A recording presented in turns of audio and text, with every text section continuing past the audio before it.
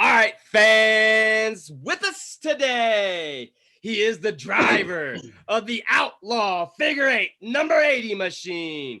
And he's coming off a huge win just 2 weeks ago, plus following up with an awesome top 10 finish last weekend. Ladies and gentlemen, from Indianapolis, Indiana, I give to you Donnie Murphy. You need to come down here and announce for us. How's it You need to come to the going, 3-hour and announce us. Oh, man, I would love to if it was only just a shorter drive. Well, how's it going today, my man? Are Great, you still man. riding the wave? That's the question. Well, I think it was like I was talking to Steve Durham the other day, and it's just like I was kind of upset what happened Saturday. You know, as soon as we pulled on the track, our clutch line broke, and so we had no clutch, so we had to shut it off, throw it in gear, and bump start it. And you know, I was like, obviously we still finished, but I told Steve, I was like, man, I feel like Saturday sucked for me. He goes, well, you come off a win. He said, anything's gonna suck other than being a win. He said, I won in Washington. I came back. He said, I think I finished like 10th or 11th. And he's like, what happened to me? But it is what it is. I was happy to get the win, so we'll take that. Well, I know this. Us here at E's and B's Land, we're super excited for you. You know, it's been a tough season out there at the Speedrome. Our man, veteran E's and B's veteran, I should say, Ben Tony, been having awesome runs, you know, week in, week out, just, you know, couldn't get to that victory lane. He finally pulled that off this last weekend, but that's not what we're here to talk about today, my man. We're here to talk about you. So let's get right to it, Donnie. If you're ready, we're going to jump into some of these cool questions I got for you. I got some racing related questions along with some fun stuff. Are you ready, my man? I'm ready, brother. All right. Tell my fans and listeners out there, Donnie, how and when did you get your start in racing? So I grew up around my grandpa owned Southern Express sprint car team. So I grew up around racing my life, and then he died when I was a little younger, so I didn't really get an opportunity to jump into a sprint car. I always wanted to. So I jumped in motocross, ran motocross for a while, and then I broke my foot. I was in my 20s. I said, I'm done with this. It was getting too old. These young kids were fast. So I was like, I'm done. So I met Brittany Gregg, which is Brittany Murphy now, Doug Gregg's niece, and we got together and got married. And I told her I wanted to run. And so I guess it's been 5 years ago for Christmas. She bought me a bare chassis and kind of dug in and putting together for me. So I guess about 5 years ago, and I think we ran, if I'm not mistaken, 2 or 3 races that year, and then jumped into the 3-hour. And I was like, what the hell am I doing out here? And Doug conned me into running a race. I should have never even been on the damn track. And I got out there and I was like an 8th alternate or something like that. When they opened the gates, I pulled the car on there and I was like, oh my God, what am I doing here? I was praying the car would break and the damn thing wouldn't. It just kept going. But that's when I had about 5 years ago. So this, I guess, would be my 4th full season. Awesome. Yeah, that's kind of intense. You're getting your feet wet, so to speak, and the 3 hours, nothing to be getting your feet wet in on the figure eight side. Yeah, it's insane for people who've been running for years. Absolutely. Well, Donnie, for all my fans and listeners out there, if you're not very familiar, my man here, he runs with some of the other E's and B's veterans out there in Indiana at the Indianapolis Speedrome, some of the most exciting figure eight racing in the world, in my opinion. If you have not seen it, make sure you guys take time out of your day, go to YouTube, find some cool clips, check my man Donnie, check out the rest of them there at the Indianapolis Speedrome. But let's talk a few more things with you here, Donnie. How about this? What is your favorite thing about racing? Honestly, probably my favorite thing is just like just being around everybody in the pits, and like my crew and my crew chief, my crew were like just like a big old family, and like a couple of my kids race also, and that's probably my favorite thing is just watching, going out there and just hanging out with everybody. And I know a lot of these drivers out there probably take it a little bit more serious than I do. I'm out there just to have fun and things like that, and they know that. Don't get me wrong, when I get on track, I want to win, but I enjoy just hanging out with everybody and making new friends and things like that. And I made a shit ton of them throughout the years, and fans, things like that. So that's probably my favorite thing about the racing. And one thing I always say about racing families, like if we might get into it on track Saturday, in a heat race or qualifying or anything, and then something breaks in our car or qualifying or whatever, and that same person's loaning you the part you need to get back onto the track. And you don't really see that in a lot of sports, and that's one thing I love about racing. Absolutely. That's what I love to promote the most about the racing family here on the E's and B's is it's a huge community. 90% will say have each other's back out there when it comes to the racing side of it, and sometimes outside of the racing world. So that's what I always love to bring you guys on here, because, you know, some of that stuff gets overlooked in my opinion. And I think that's Absolutely. some of the great things that need to be having the light shined on it a little bit more. How about this, Donnie? You know, we're obviously a breakfast related sports and wrestling podcast. I'm going to have to ask you the famous question.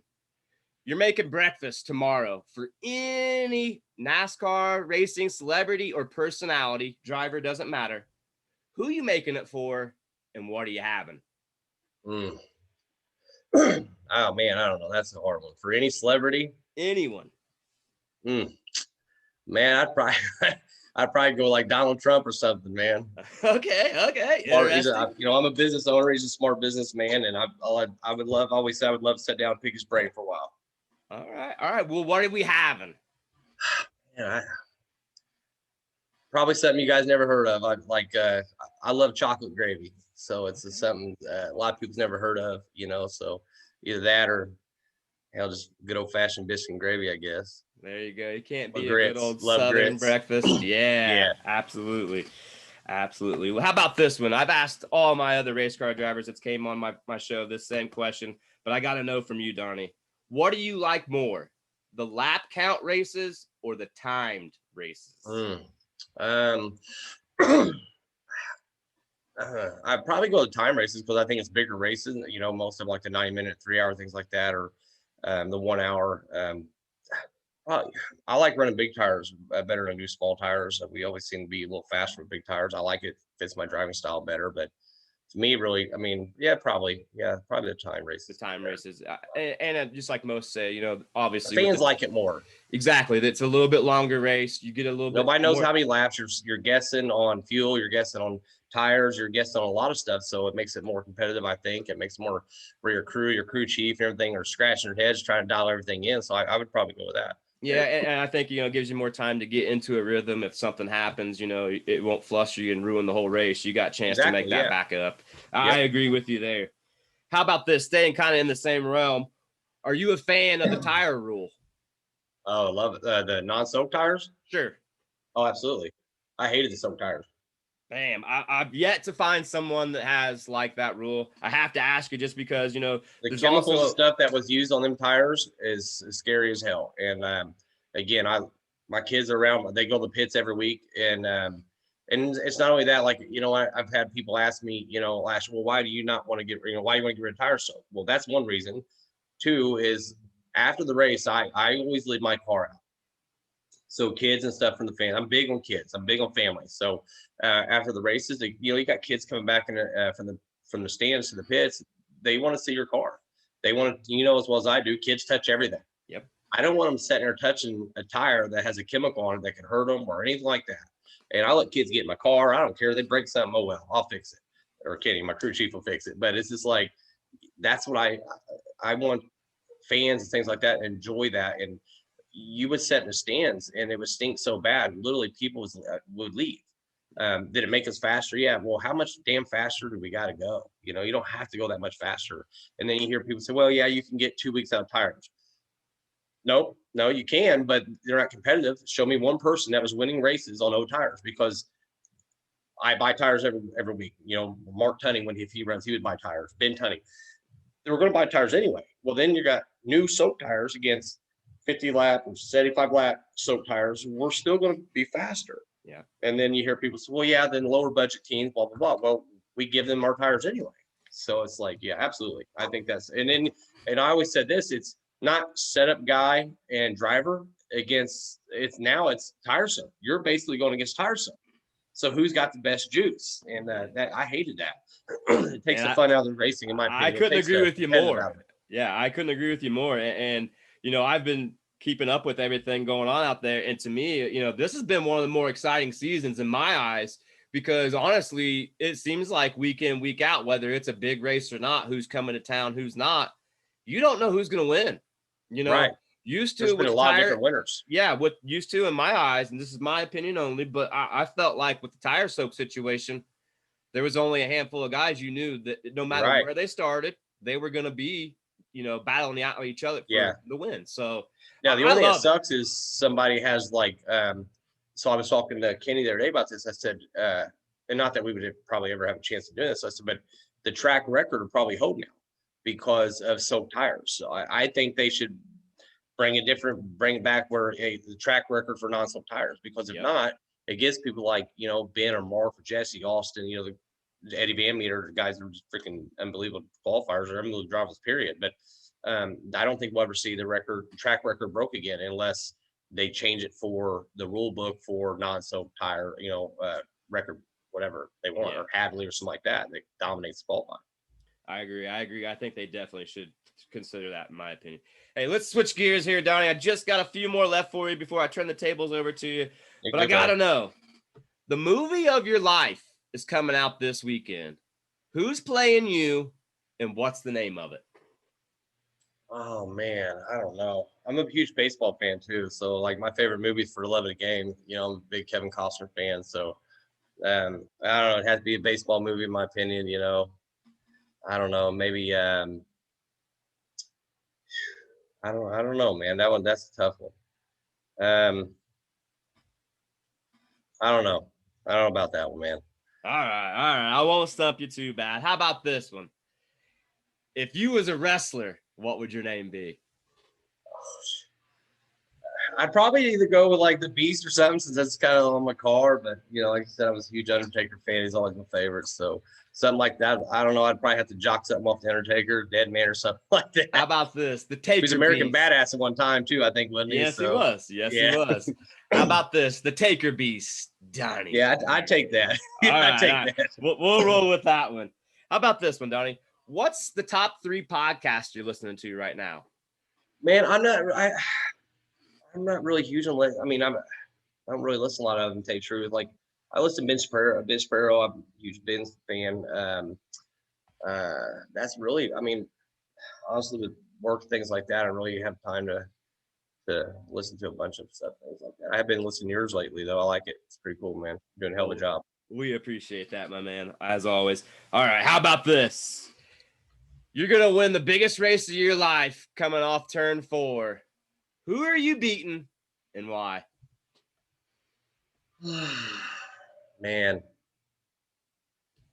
I'd probably you'd obviously want to pick someone like Eddie Van Meter, Ben Tunney, Jesse Austin, Hadley, somebody like that, just so you could say you beat one of the best coming off, like 2 weeks ago when I, beat Ben and Jesse both and were on my tail trying to get by me, but that was amazing for me. But I don't know, probably, man, maybe even Steve or Doug Gregg, since Doug helped me a lot when I got in this business. I picked the hell out of Doug's brain throughout the years, and in my opinion, he's probably one of the best ever set, in a figure 8 car with all the, he's got, I think, the most laps led in a 3 hour. I think he's got more championships in every single car than any other driver out there. I'd say that if I was a 3 hour, I'd like just to pass Doug, because Doug's won it twice. Something like that has won a couple times. I think that'd be nice to take. All right, just so I can rub it in her face for a little bit. Absolutely, you could definitely hold that high for a while. And it had to be someone I know wouldn't try to dump me to get the win. And Doug wouldn't do that to me. So okay, all right, man. Just 2 more for you. How about this one? Do you consider yourself a race role model? I usually ask that question. I heard you ask it to somebody else. Just because, like I said, I'm huge when it comes to kids, man, and I think that Speedrome was doing that TV thing where, they come to my garage and, and he said I was his favorite because I'm big with kids and things like that, and help kids out. I sponsor kids out there at the racetrack and things like that. So I love seeing kids grow up racing. It keeps them out of trouble. And see, my son's won, my daughter's won, and that was the best day of my life. My son and my daughter both won. Literally, it was like freaking brought tears to my eyes. I was the happiest guy in the world. So, and we'll help anybody. I'll help any kid. I don't even care if the kid's racing against my kid. If they need help, I'm going to help them. That's just who I am. So, yeah, absolutely. Well, I was going to answer it for you. I consider you a race role model. Just to bring up kind of what you mentioned here a minute ago. After watching last week's race, with the Tonys behind you, we all know that they're class act out there. And it seems like every time I've put my eyes on the number 80 machine this year, I'm pretty sure you've ran everybody else just the same way those 2 cars ran you last week. Yep. And in my eyes, the Tony family, yourself, Matt Smith, a lot of those guys out there, it's race role model heaven. And that's why I keep coming back. It's what keeps me coming back, because, you know, there might be accidents, there might be issues between drivers, but like you said, when you got a cool race family and a race community like you guys got out there at the Indianapolis Speedrome, you know, that's why we have some of the best figure eight racing in the world there. And that's just my opinion. The best, hands down. There's nobody, you know, said we go to Florida. I'm going to go to Cali this year actually and run. But there is some good drivers in other states, you know, like Coach Stakeholder in Florida. He's a great driver. But if they come here, I think they're kind of like a feeder fish in the ocean, you know, they got their hands. That's all these. We'll just say that they got their hands. Yeah, exactly. Just because like, you know, they don't run weekly down there, you know, and like, in Washington, they don't run. There's some great drivers out there too, you know, they don't run weekly, you know, here we're running just about every weekend. And people like the Tunney family, that's, been growing, you know, since they were kids, going after their dad's race, their grandpa's race. You know, like Doug's been racing probably older than I am, you know, that's still how old he is. But it's hard to beat guys like that. And I used to be one of them guys that sat in a stand and said, you know, because I drive a regular car really good. And I'm like, man, I go out there, I dominate, you know, I'd kick butt. So yeah, it didn't work that. It's a little harder than you think. So, you know, when you hear people, you know, social media is the worst thing for racing, in my opinion, bashing racing, bashing the track and things like that. And until you strap in one of them things and try to hold people off or shoot gaps, things like that, it's a totally different ball game, man. It really is. And we have it hands down, in my opinion. I know there's best drivers in the world here. I agree. That's why I keep coming back, my man. All right, one more for you, and then I'm going to turn the tables over to you, let you promote some of your sponsors and stuff you got going on there. But it's the famous question I ask everybody that comes on here. Donnie, when it's all said and done, my man, what do you want the Donnie Murphy racing legacy to be? Man, really just as a clean driver. That's one thing I always, and I've lost races probably. I know I have, from not probably driving as like other drivers do, or even my crew chief says, like, you know, and people tell me all the time, you're just too nice. You got to lay the bumper. You got to do this, you got to do that. And I'm getting there. I'm friends with everybody in the track, you know, just about every single driver. I don't really have no problems with none of them. And that hurts, I think, sometimes. But like I told them, I don't want to be known as the dirty driver. I don't want people to be known and say, well, he won a lot of races, but he did it dirty. I don't want that. You know, I'd rather never win, you know. And so if I win like I did 2 weeks ago, I didn't rough anybody up. I don't even think we even touched anybody at all. And the Tunneys ran me clean as all got out. So I'll take that too, you know. And that's what I want to be known as a clean driver and a family man that does, you know. I do everything with my kids, and that they're first, and even when they're racing, you know, their stuff comes first. My crew chief works on my car as well, you know. He's been around freaking 30 years, probably out there. He's amazing, in my opinion, one of the best in the business, if not the best. So he works on their cars too, and I've told him several times, you know, hey, if that car don't get done, I'm not racing. I'm not going to be the guy that's out there. And there is some drivers out there that's going to show up there and race, and their kid's car is not done, or it's a piece of crap. You know, I'm not doing that. So I would rather be known as, you know, a clean race car driver, nice guy in the pits, you know. Well, in my eyes, my man, I think you're doing an excellent job. You're on a heck of a path, and us here at E's and B's, like we said earlier, we're so happy for you. We congratulate you on that amazing win 2 weeks ago. Let's keep this momentum rolling. Hey, maybe this weekend down south. I thought about running there. I don't know. It's literally up in the air. One day we're in, one day we're not. You know, last time I was there, I got in a bad accident, you know, in the hospital, broke my foot, things like that. But I like the track. You know, I like the people. Most everybody's very nice to me when I go down there and things like that. So we're thinking about it. All right. Well, I like riding my Harley too. So I don't know. We'll keep all the fans and listeners guessing as well here on the E's and B's. Well, Donnie, before we get out of here, like I said, we always turn the tables over to you. So let's turn the tables over so you can promote those great sponsors you got and anything else. Go right ahead. I tell you, we you know, like I said, I have an awesome crew, like Kenny Norris, bless his butt off, man. He's the hardest working guy I've ever seen. Is, you know, works full-time job. He's a great father, great family man. He works in the car daily. You know, he's an amazing guy. And then his son Kyle Norris, he races adult fast cars, which is dominates. He wins every damn. He actually races for me, so he wins every race that goes out there. And then Caleb and them, they'll help me a lot. But then we have some sponsors. All-American Painting, Mike Berry. He's been with me for probably, actually came to paint our house. Brittany found him, my wife did. And he's like, I've been on a racetrack for years, blah, blah. So he wanted to hop on the car, and he's been great ever since. And Fortville Auto Salvage, he helps us out quite a bit. As I always start by, short track racing, it's hard to get sponsors for short track racing. And I've always said, if I have to ask a sponsor to buy me something, then I won't race. If I can't do it on my own, I won't. But these guys that help is amazing. I don't even remember who else we got. So Shirley Unlimited helps us a lot, which is Andy Shirley and Steve Durham, which is his car is actually sitting right here. Most of Steve's sponsors also in my car, and obviously my own company, Hoosier Water and Air, and BNR Racing Engines. That hands down probably builds the best motors in my opinion when it comes to these late models. That's the only motor I've pretty much ever ran. Great motor builder. Hell, who else we got? American Hot Rod Haircuts is my godmom. She helps me out. She jumped on this year. And then, like I said, Fortville Auto Salvage, they jumped on this year.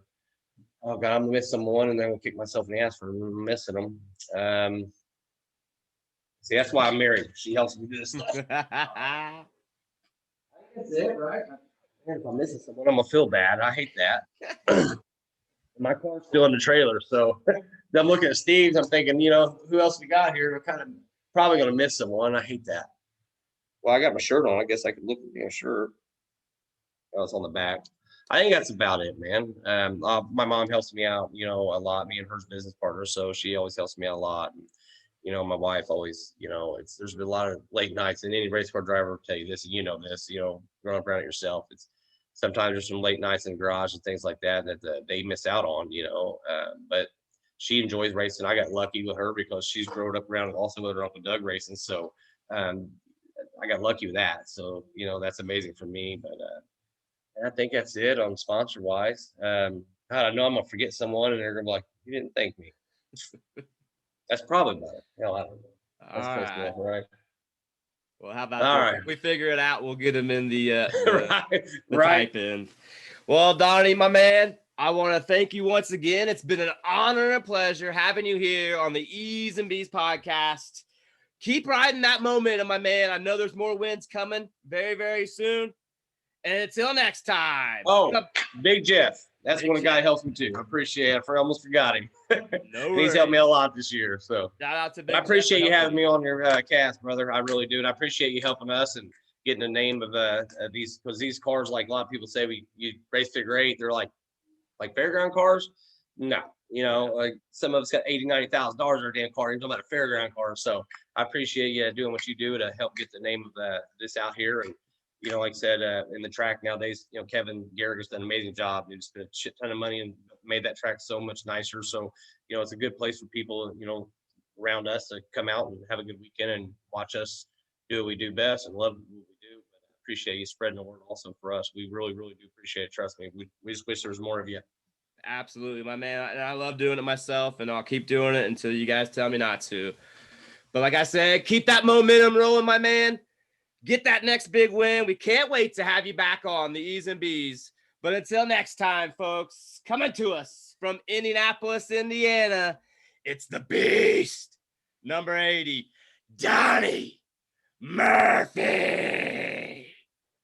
Thank you, my man. Thanks, brother.